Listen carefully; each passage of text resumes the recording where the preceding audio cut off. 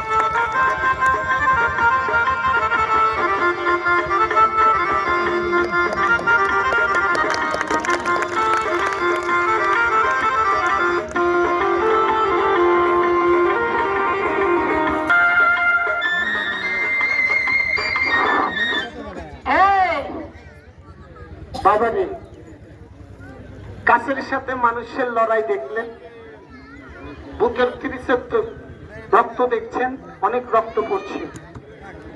এই বাচ্চা পিছনে যাও, এই বাচ্চা পিছনে যাও, এই আরেকটা আমার থেকে কর। হাজার এবার দেখবেন আরেকটি জীবন মরণ খেলা, যা দেখলে আপনি অবাক হয়ে যাবেন। আরো আসবে আগে দেখবেন 500টি একটি লোহার রড, রডের মাথায়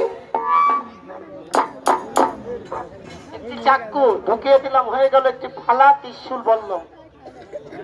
সের মতন সুক্কা, চাকুর মতন ধার, মানুষের সব থেকে নরম জায়গা গলার কণ্ঠনলি দিয়ে রডটাকে ব্যাকা করে দুমটে মুচড়ে ভাঁজ করে দেখানো হবে। এই খেলাটি যে ব্যক্তি আবিষ্কার করেছিলেন তার বাড়িটা কলকাতায়, গুলজার হোসেন নাম। খেলাটি দেখাতে যে তার পরাণ পাখিটা দাপড়াতে দাপড়াতে মরে যায়, কেন জানেন? একটা দশকের কারণ। উনি যখন রথটা ব্যাকা করে, পিছন থেকে এক মহিলা মা করে চিৎকুর পারে। উনি পিছনে দেখতে যায়, স্লিপ কাটে চাকুটা গলার ভিতরে ঢুকে যায়, ওখানেই উনি দাপড়াতে দাপড়াতে মরে যায়। মা বলার সময় তাকে দেয় না। তাই আমি সকলের কাছে অনুরোধ করবো, যে আমি বলতেছি আপনারা কথা বলবেন না, ভিতর দিয়ে কোনো বাচ্চা কাচ্চা যাওয়া আশা করতে দিবেন না। কেননা একটা দুর্ঘটনা সারা জীবনের জন্য কান্না।